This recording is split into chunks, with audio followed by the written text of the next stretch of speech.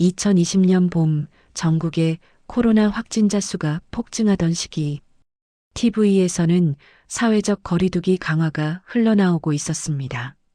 그날 내 며느리 수진이 말했습니다. 아버님, 이제 그만 나가주세요. 여긴 제 집이에요. 나는 잠시 말을 잃었습니다. 이 집은 내 이름으로 된 속초 해변가 단독주택, 평생 번 돈으로 지은 내 노후의 마지막 보금자리였습니다. 하지만 수지는 내 앞에 매매 계약서를 내밀었습니다. 이미 팔았어요. 남편이 동의했고 제 명의로 정리 끝났어요. 나는 눈을 돌렸습니다. 아들 민수가 거실 끝에 서 있었습니다. 그는 나를 보지 못했습니다.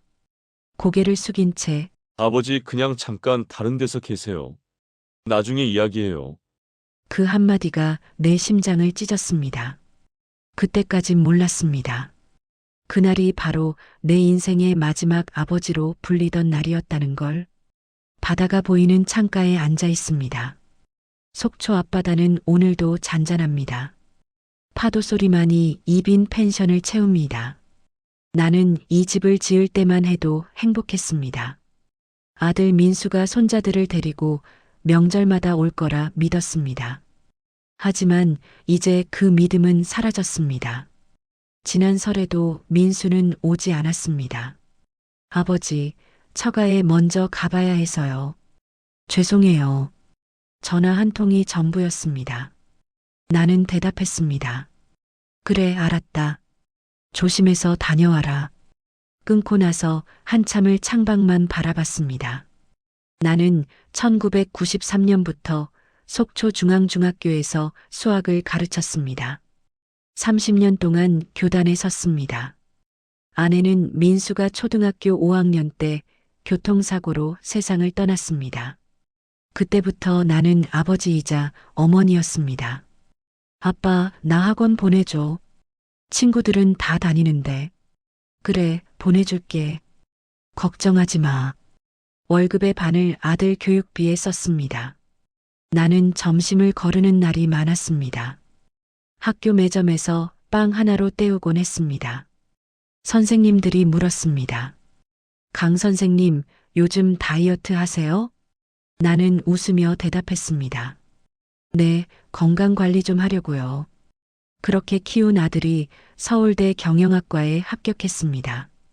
입학식 날 나는 새벽같이 기차를 탔습니다. 캠퍼스를 걸으며 가슴이 벅찼습니다. 아들아, 축하한다. 내가 자랑스럽구나. 민수가 말했습니다. 아빠 고생 많았어요. 이제 제가 아빠 편하게 해드릴게요. 그 약속을 믿었습니다. 민수는 졸업 후 대기업 광고 대행사에 입사했습니다. 연봉이 꽤 괜찮았습니다. 처음 월급을 받은 날 통장에 돈이 들어왔습니다. 아버지, 제 첫 월급이에요. 받으세요. 100만 원이었습니다. 나는 그날 펜션을 짓겠다는 꿈을 꾸기 시작했습니다. 퇴직금과 저축한 돈을 모았습니다. 30년간 모은 돈이 2억 5천만 원이었습니다. 속초 해변가에 작은 땅을 샀습니다. 객실 4개짜리 펜션을 지었습니다. 공사하는 내내 나는 행복했습니다. 은퇴 후 이곳에서 민수네 가족과 함께 살 생각을 했습니다. 그런데 민수가 결혼을 했습니다. 2020년 가을이었습니다. 신부 이름은 서연이었습니다. 대기업 마케팅팀 과장이었습니다. 명문대 출신의 집안도 괜찮았습니다. 강남에 아파트를 가진 집이었습니다. 결혼식 날 나는 낡은 양복을 꺼내 입었습니다. 예식장은 압구정동 호텔이었습니다. 화려했습니다. 하객들의 옷차림도 남달랐습니다. 나는 구석자리에 앉아 있었습니다. 예식이 끝나고 민수가 다가왔습니다. 아버지, 오늘 와주셔서 감사해요. 그 말투가 이상했습니다. 예전처럼 편하지 않았습니다. 격식을 차리는 느낌이었습니다. 그때부터였습니다. 결혼 후 민수는 달라졌습니다. 전화 횟수가 줄어들었습니다. 한 달에 한 번이던 것이 2달에 한 번이 됐습니다. 내가 먼저 전화하면 바쁘다는 말만 했습니다. 아빠, 지금 회의 중이에요. 나중에 다시 걸게요. 응, 알았다. 바쁘구나. 다시 전화는 오지 않았습니다. 명절에도 내려오지 않았습니다. 처가에 먼저 가야 해서요. 장모님이 편찮으셔서요. 애들이 감기에 걸렸어요. 이유는 매번 달랐지만 결론은 같았습니다. 오지 않는다는 것. 나는 혼자 차례를 지냈습니다. 아내 사진 앞에 음식을 차렸습니다. 절을 하며 중얼거렸습니다. 여보, 우리 아들 잘 키운 거 맞지? 내가 뭘 잘못한 걸까? 작년 가을 민수가 펜션에 왔습니다. 2년 만이었습니다. 서연과 아이 둘을 데리고 왔습니다. 나는 며칠 전부터 청소를 했습니다. 손자들이 좋아할 과자도 샀습니다. 근처 식당에서 회도 포장했습니다. 민수네 가족이 도착했습니다. 아버지, 오랜만이에요.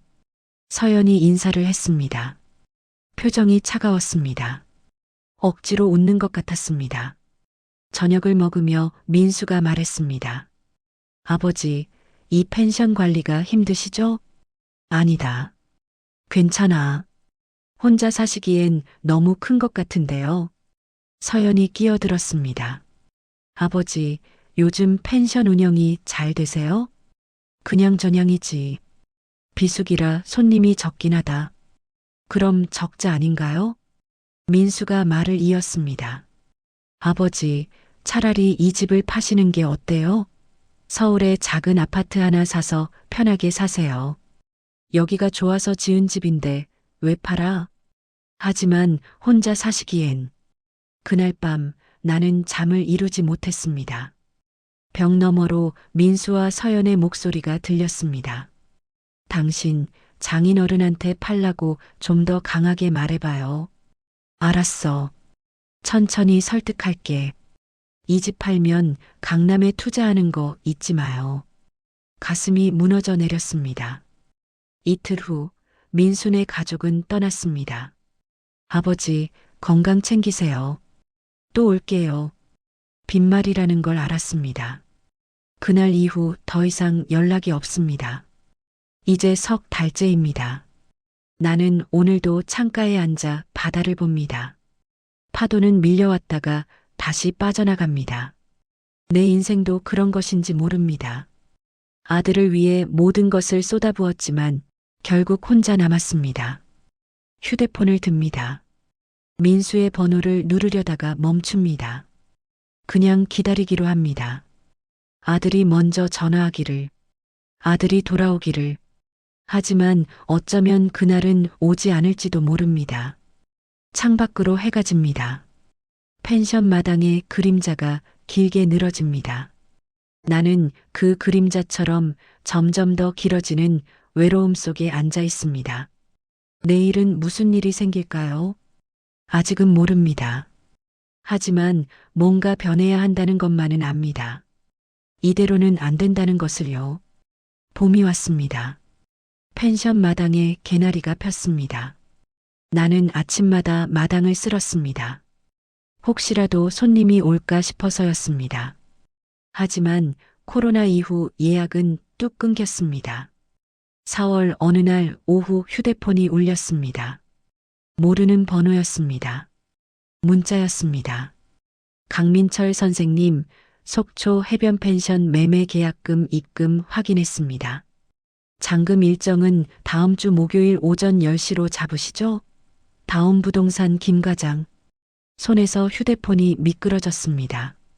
바닥에 떨어진 휴대폰을 멍하니 바라봤습니다. 뭔가 잘못된 거라고 생각했습니다.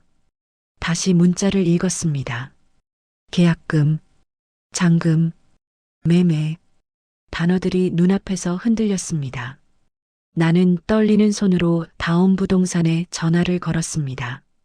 여보세요, 김 과장입니다. 저 강민철인데요. 방금 문자를. 아, 선생님. 네, 계약금 잘 받으셨죠? 매수인 분이 현금 거래라 진행이 빠를 겁니다. 무슨 소리입니까? 제가 언제 집을 팔았습니까? 예. 지난주에 도장 찍으시고 계약하셨잖아요. 제가요? 네, 강민철 선생님 맞으시죠? 인감증명서까지 확인했는데요. 전화를 끊었습니다. 가슴이 쿵쾅거렸습니다. 숨이 막혔습니다. 민수였습니다. 분명 민수가 한 짓이었습니다. 떨리는 손으로 민수에게 전화를 걸었습니다. 한참 뒤에야 받았습니다. 네, 아버지. 민수야, 너 뭔 짓을 한 거냐? 무슨 말씀이세요? 펜션을 팔았다며? 내 이름으로 계약을 했다고? 침묵이 흘렀습니다. 긴 침묵이었습니다. 아버지, 그게 말해봐. 어떻게 된 거냐? 죄송해요. 설명하겠습니다. 지금 서울로 올라오시겠어요? 전화가 끊겼습니다. 나는 그날 밤 한숨도 자지 못했습니다. 이불을 덮고 누웠다가 벌떡 일어났습니다. 창밖을 보다가 다시 침대에 앉았습니다. 30년을 모은 돈으로 지은 집이었습니다. 내전 재산이었습니다. 새벽 5시 나는 짐을 쌌습니다. 속초에서 서울까지 고속버스로 4시간이었습니다. 민수네 아파트는 강남이었습니다. 40평대 신축이었습니다. 초인종을 눌렀습니다. 문이 열렸습니다. 수진이 나왔습니다. 화장기 없는 얼굴이었습니다. 눈이 피곤해 보였습니다. 아버님 오셨어요.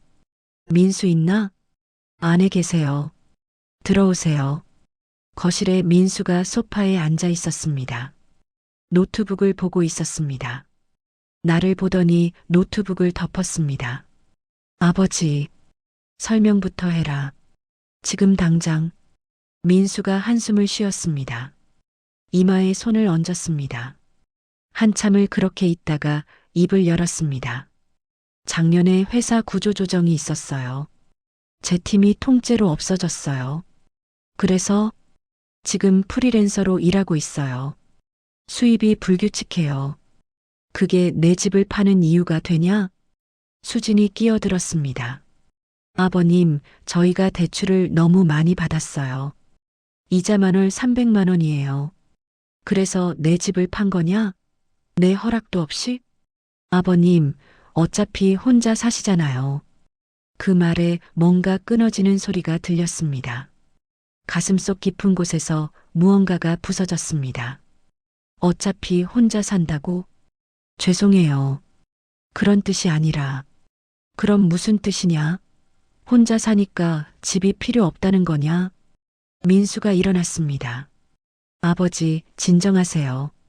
진정하라고? 30년 모은 돈으로 지은 집인데. 민수가 소리쳤습니다. 그래요. 알아요. 하지만 지금 우리 형편이 어떤지 아세요? 나는 아들의 눈을 똑바로 봤습니다.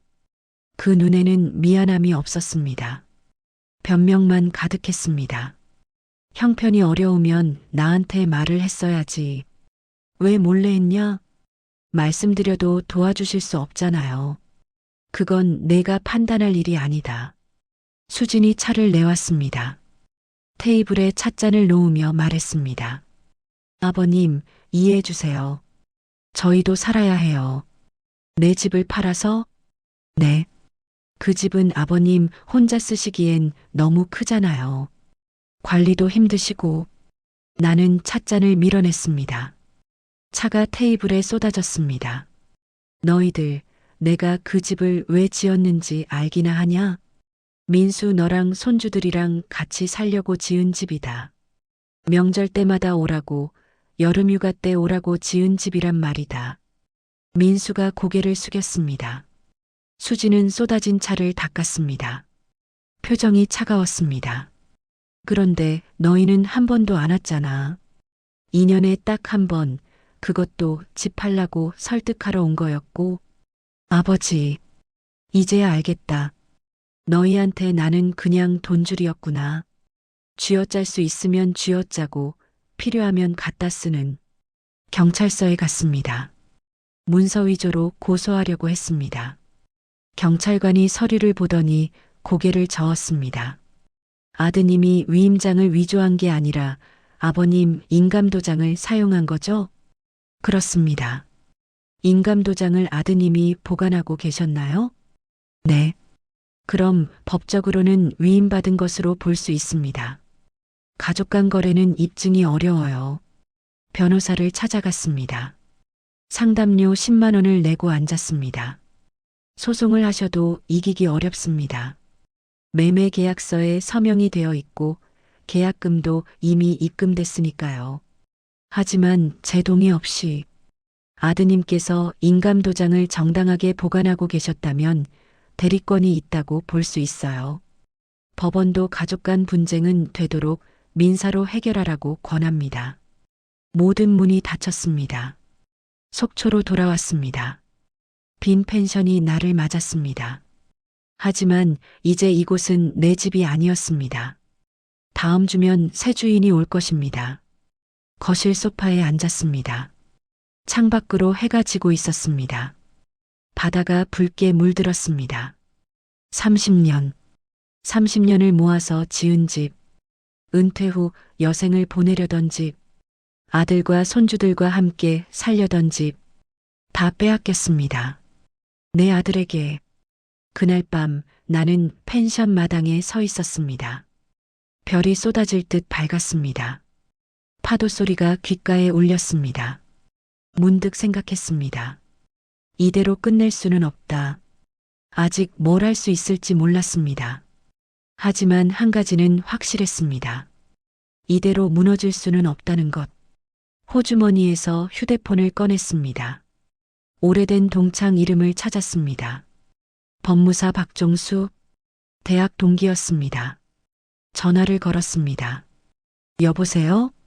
종수야, 나 민철이다. 오, 민철이? 오랜만이네. 무슨 일이야? 너한테 물어볼 게 있어. 상속 관련해서. 긴 통화였습니다. 박종수는 차근차근 설명했습니다.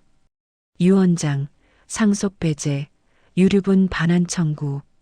전화를 끊고 나는 깊은 숨을 쉬었습니다. 아직 방법이 있었습니다. 늦지 않았습니다. 다음 날 아침 나는 노트에 적었습니다. 해야 할 일들을, 바꿔야 할 것들을. 첫 번째 줄에 이렇게 썼습니다. 민수를 상속에서 제외한다. 펜은 떨리지 않았습니다. 마음도 흔들리지 않았습니다. 이제 시작입니다. 속초를 떠나는 날 짐은 많지 않았습니다. 캐리어 하나면 충분했습니다. 펜션 열쇠를 현관 신발장 위에 놓았습니다. 새 주인이 올 때까지 일주일이 남았습니다. 고속버스에 올랐습니다. 창밖으로 바다가 멀어졌습니다. 30년 살던 곳이 점점 작아졌습니다. 돌아오지 못할 수도 있다고 생각했습니다. 서울행 버스는 4시간이 걸렸습니다. 그 시간 동안 나는 생각을 정리했습니다. 무엇을 해야 하는지, 무엇을 할 수 있는지. 고속버스 터미널에 도착했습니다. 짐을 끌고 근처 모텔에 방을 잡았습니다. 하룻밤 5만 원이었습니다. 좁았지만 깨끗했습니다. 침대에 앉아 오래된 다이어리를 꺼냈습니다. 1995년부터 써온 다이어리였습니다. 노란 종이가 바스러질 것 같았습니다. 첫 페이지를 폈습니다. 1995년 3월 15일 박철우와 토지 공동 투자 시작. 200만 원 출자. 손가락으로 페이지를 넘겼습니다.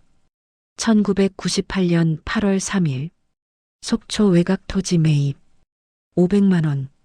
2003년 12월 20일 동해건설 지분 5% 취득.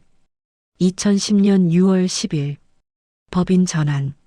지분 40%. 사람들은 몰랐습니다.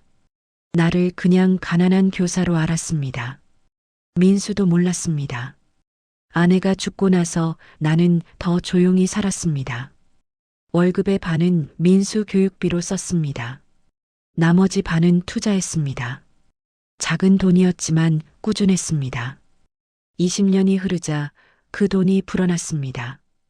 2015년 은퇴할 무렵 나는 법인 지분 40%를 가지고 있었습니다.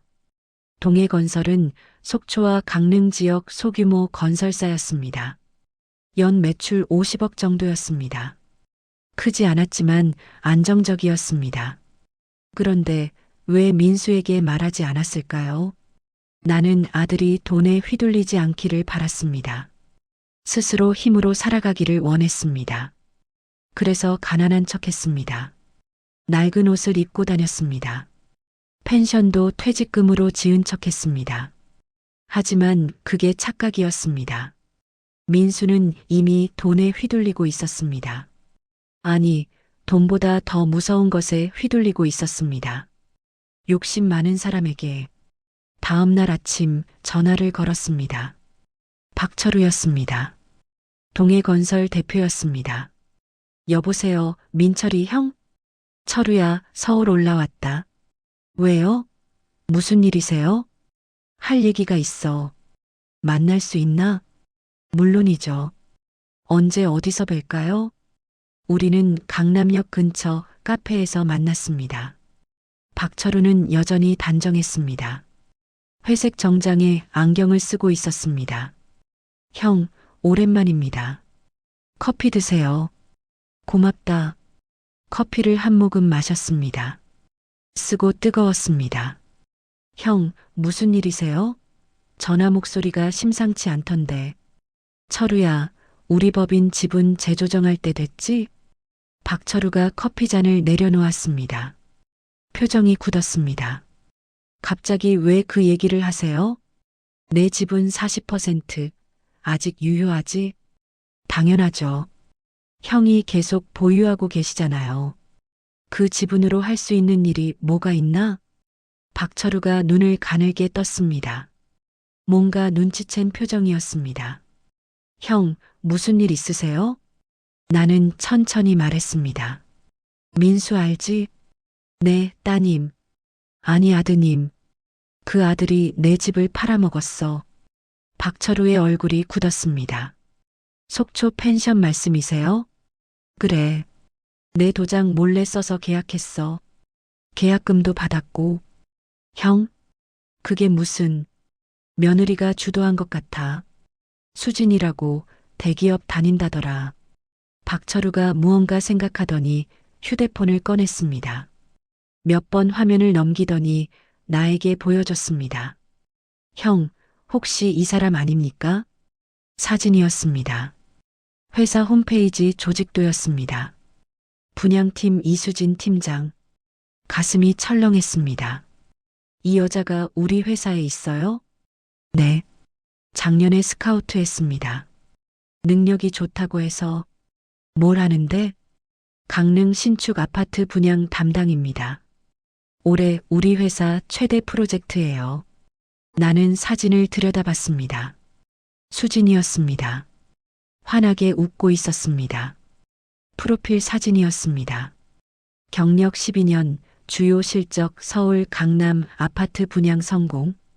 박철우가 조심스럽게 물었습니다. 형, 설마. 응, 내 며느리야. 침묵이 흘렀습니다. 카페 안 음악 소리만 들렸습니다. 박철우가 낮게 말했습니다. 형, 뭘 하시려고요? 나는 커피를 다 마셨습니다. 쓴맛이 입 안가득 퍼졌습니다. 법인 지분으로 이사회 소집할 수 있지? 가능합니다. 40% 지분이면 충분해요. 그럼 인사에도 관여할 수 있나? 형이 원하시면 가능은 합니다. 박철우가 한숨을 쉬었습니다. 그리고 물었습니다. 형, 진심입니까? 며느리를. 응, 진심이야. 박철우가 고개를 끄덕였습니다. 더 이상 묻지 않았습니다. 모텔로 돌아왔습니다. 창밖으로 서울 야경이 보였습니다. 불빛이 쏟아졌습니다. 책상에 앉아 다이어리를 폈습니다. 새 페이지에 적었습니다. 2025년 4월 15일 동해건설 이사회 소집 요청. 목적 이수진 팀장 인사 재검토. 펜을 멈췄습니다. 이게 옳은 일일까 생각했습니다. 며느리의 직장을 빼앗는 것. 아들의 생계를 위협하는 것. 하지만 그들이 먼저 시작했습니다.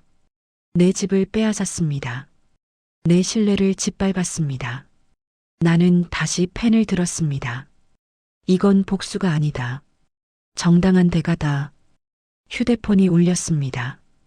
민수였습니다. 받지 않았습니다. 다시 울렸습니다. 여전히 받지 않았습니다. 문자가 왔습니다. 아버지, 전화 좀 받아주세요. 걱정됩니다. 나는 문자를 지웠습니다. 창밖을 봤습니다.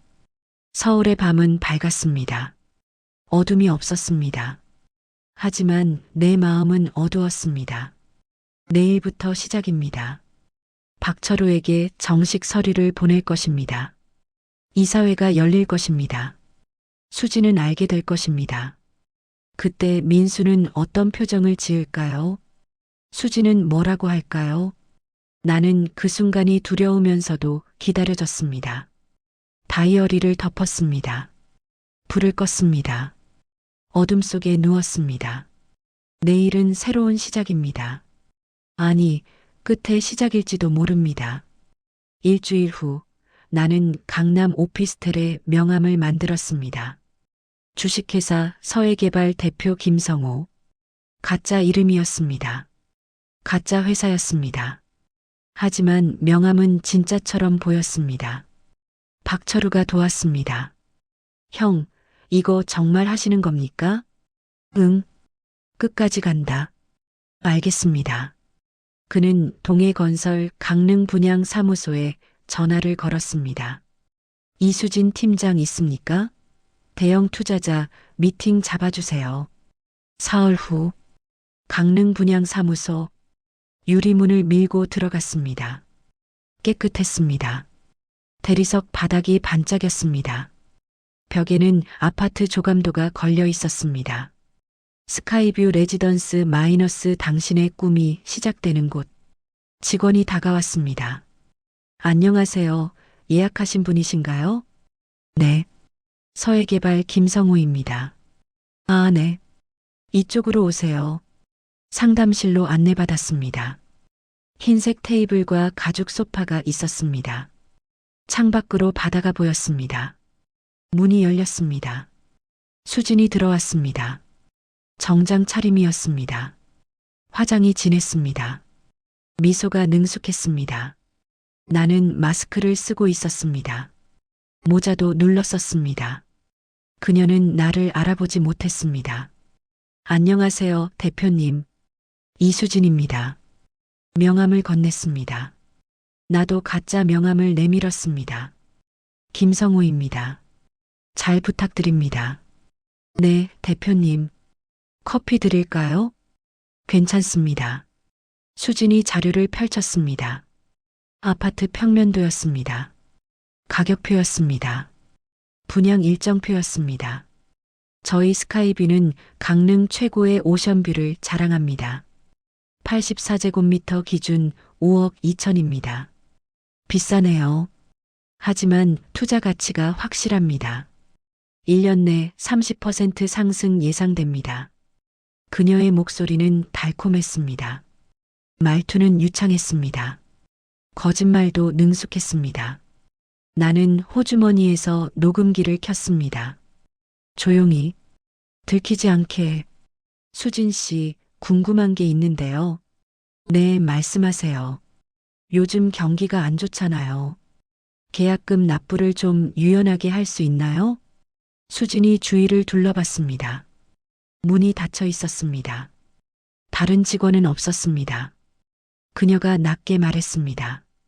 대표님, 특별히 도와드릴 수 있습니다. 어떻게요? 계약금을 분할로 처리하는 방법이 있어요. 회사 장부상으로는 일시불로 기재하고요. 그게 가능합니까? 저희가 자주 쓰는 방법입니다.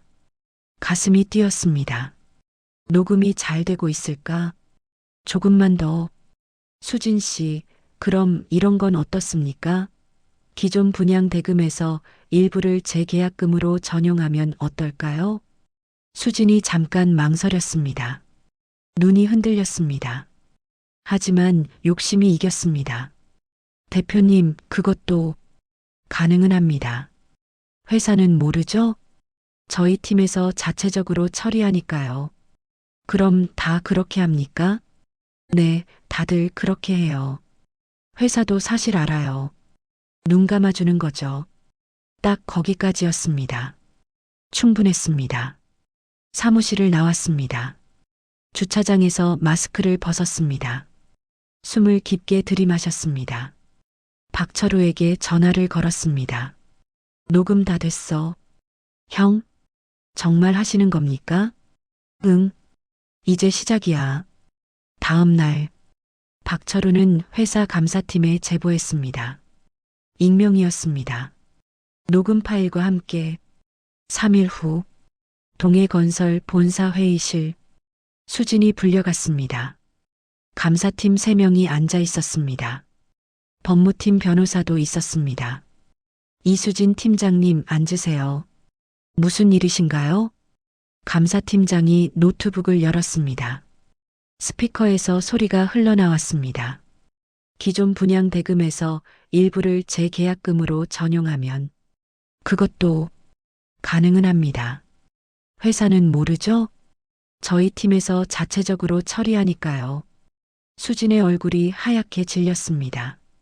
손이 떨렸습니다. 이게 뭐예요? 팀장님 목소리 맞죠? 아니, 이건 함정이었어요. 저 사람이 먼저, 누가 먼저든 팀장님이 회사 자금 유용을 제안하셨습니다. 수진이 일어났습니다. 의자가 뒤로 넘어갔습니다. 이건 불법 녹음이에요. 무효예요. 팀장님, 진정하세요. 누가 이런 짓을 한 거예요? 누구예요? 법무팀 변호사가 서류를 내밀었습니다. 이수진 팀장, 업무상 배임 및 횡령 혐의로 징계위원회에 회부합니다. 수진이 주저앉았습니다. 테이블에 이마를 댔습니다. 어깨가 떨렸습니다. 제발이요. 저 지금 대출이 얼마인지 아세요? 집도 날아가요. 그건 개인 사정입니다. 남편이 일자리를 잃었어요. 제가 벌어야 해요. 아무도 대답하지 않았습니다. 그날 저녁, 수진은 짐을 쌌습니다. 회사 출입증을 반납했습니다. 사원증 사진을 찍었습니다. 마지막이었습니다. 주차장에서 차에 앉았습니다. 핸들을 잡고 울었습니다. 소리 없이 한참을 휴대폰이 울렸습니다. 민수였습니다. 여보, 나야. 응. 회사에서 연락 왔어. 무슨 일이야? 나 잘렸어. 뭐? 해고당했어. 징계위원회 회부됐고 고소도 들어갈 거래. 전화기 너머로 침묵이 흘렀습니다. 긴 침묵이었습니다. 여보, 어떻게 이런 일이? 누가 함정을 판 거야? 나 녹음당했어. 누가? 모르겠어. 가짜 투자자였어. 마스크 쓰고 왔었는데. 그때 수진의 머릿속에 섬광이 쳤습니다. 목소리, 체격, 말투. 설마, 뭐가? 시아버님, 아니겠지? 민수가 소리쳤습니다. 말도 안 돼. 아버지가 왜 그래? 하지만 목소리가 비슷했어. 수지는 전화를 끊었습니다. 1시간 후 민수네 아파트 초인종이 울렸습니다. 문을 열었습니다. 내가 서 있었습니다. 민수가 놀랐습니다. 아버지, 들어가도 되겠냐? 거실에 들어갔습니다. 수진이 소파에 앉아 있었습니다. 눈이 퉁퉁 부어 있었습니다. 나를 보더니 벌떡 일어났습니다. 아버님이셨군요. 그래. 왜 이러세요? 왜 저한테 이러시는 거예요? 민수가 나섰습니다. 아버지, 대체 무슨 짓을 하신 겁니까? 내가 한 게 아니라 너희가 한 거지. 우리가 뭘 했다고요? 내 집을 팔았잖아. 수진이 소리쳤습니다. 그래서 제 직장을 빼앗으신 거예요? 제 인생을 망치신 거예요? 내 인생을 먼저 망친 건 너희였어. 민수가 주먹을 쥐었습니다. 아버지, 이건 너무하십니다. 너무한 건 너희야. 내 도장을 몰래 쓴 것도, 내 집을 판 것도. 수진이 바닥에 주저앉았습니다. 머리를 감싸 쥐었습니다. 끝났어. 다 끝났어. 나는 그들을 내려다봤습니다. 가슴이 아팠습니다. 하지만 돌아설 수 없었습니다. 너희가 뿌린 대로 거둔 거야. 현관문을 열었습니다. 뒤돌아보지 않았습니다. 문을 닫았습니다. 복도에 혼자 서 있었습니다. 가슴이 텅 비었습니다. 이게 복수였을까? 아니면 정의였을까? 잘 모르겠습니다. 다만 한 가지는 확실했습니다. 이제 돌아갈 수 없다는 것. 복수를 끝낸 다음 날, 나는 모텔방에서 하루 종일 누워 있었습니다. 천장을 보았습니다. 아무 생각도 나지 않았습니다. 아니, 생각이 너무 많아서 아무것도 생각할 수 없었습니다. 이긴 것일까요? 아니면 진 것일까요? 수진의 무너진 얼굴이 떠올랐습니다. 민수의 떨리는 목소리가 귓가에 맴돌았습니다. 가슴 한편이 무거웠습니다. 창밖으로 비가 내렸습니다. 봄비였습니다. 보슬보슬 내렸습니다. 사흘째 되던 날, 초인종이 울렸습니다. 문을 열었습니다. 민수였습니다. 혼자였습니다. 눈이 퉁퉁 부어 있었습니다. 수염을 깎지 않았습니다. 셔츠가 구겨져 있었습니다.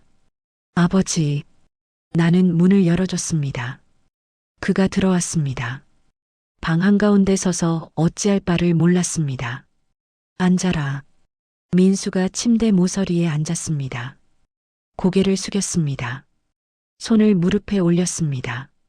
한참을 그렇게 있었습니다. 아무 말도 없었습니다. 마침내 민수가 입을 열었습니다. 아버지, 왜 그렇게까지 하셨어요? 나는 대답하지 않았습니다. 저희가 잘못했어요. 알아요. 하지만 수진의 직장까지 너희가 먼저 내 집을 팔았잖냐. 그래도 가족이잖아요. 그 말에 웃음이 나왔습니다. 쓴 웃음이었습니다. 가족? 그 단어 누가 먼저 버렸지? 민수가 고개를 들었습니다. 눈이 빨갛게 충혈되어 있었습니다. 아버지, 민수야. 나는 창가로 갔습니다. 빗줄기를 바라봤습니다. 사람은 자기 부모를 어떻게 대했는지 언젠가 똑같이 자식에게 돌려받는다. 너도 아이가 있잖냐? 그 아이들이 커서 너한테 똑같이 하면 어쩔 거냐? 민수가 떨리는 목소리로 말했습니다. 죄송합니다. 미안하다고 다 되는 게 아니야. 알아요.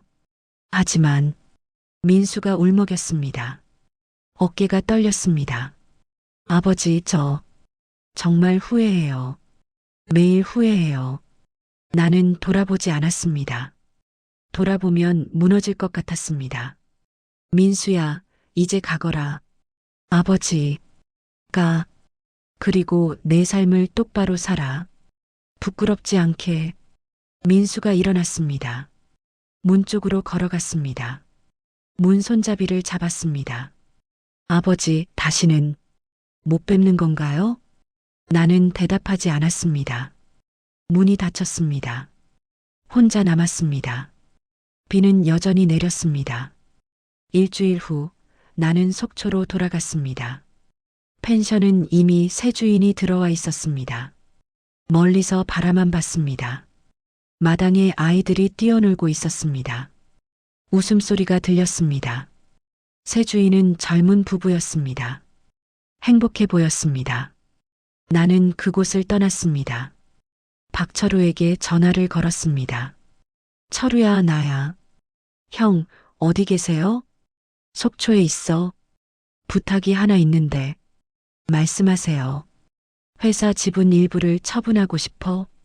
돈이 좀 필요해. 무슨 일이세요? 집을 하나 살까 해. 박철우가 웃었습니다. 형, 좋은 일 하시려고요? 그냥 남은 인생 의미 있게 쓰고 싶어서 2025년 가을 속초 해변가에서 조금 떨어진 곳 조용한 주택가에 2층 건물이 하나 섰습니다. 청솔도서관 마이너스 은퇴 교사들의 작은 쉼터 1층은 도서관이었습니다. 책장에는 교육 서적과 문학책들이 꽂혀 있었습니다. 창가에는 독서 테이블이 놓였습니다. 2층은 내 거처였습니다. 작은 방 하나와 부엌. 그것으로 충분했습니다. 매일 아침 7시에 문을 열었습니다. 은퇴한 선생님들이 하나둘 찾아왔습니다. 커피를 마시며 책을 읽었습니다. 옛날 이야기를 나눴습니다. 나는 평화로웠습니다. 가끔 바다를 보러 갔습니다. 펜션이 있던 자리를 지나쳤습니다. 이제는 아프지 않았습니다. 그냥 지나가는 풍경일 뿐이었습니다. 3년이 흘렀습니다. 2028년 봄, 도서관 앞에 차 한 대가 섰습니다. 익숙한 차였습니다. 민수였습니다. 혼자가 아니었습니다. 두 아이가 함께 있었습니다. 손자들이었습니다. 오랜만이었습니다. 민수가 내렸습니다. 훨씬 야위어 보였습니다. 하지만 눈빛은 예전보다 맑았습니다. 아버지, 왔구나. 애들 데리고 왔어요. 아이들이 인사했습니다. 안녕하세요, 할아버지. 가슴이 따뜻해졌습니다. 들어와라. 차 줄게. 도서관 안으로 들어갔습니다. 민수가 주위를 둘러봤습니다. 여기, 좋네요. 응, 조용하고. 혼자 하세요? 가끔 봉사자들이 와. 차를 내왔습니다. 아이들에게는 주스를 줬습니다. 민수가 조심스럽게 말했습니다. 아버지, 저 이혼했어요. 알고 있다. 수진이가 견디지 못했어요. 제 탓이 크죠. 그래. 민수가 차를 한 모금 마셨습니다. 아버지, 이제야 알겠어요. 그때 제가 얼마나 잘못했는지. 나는 창밖을 봤습니다. 벚꽃이 피고 있었습니다.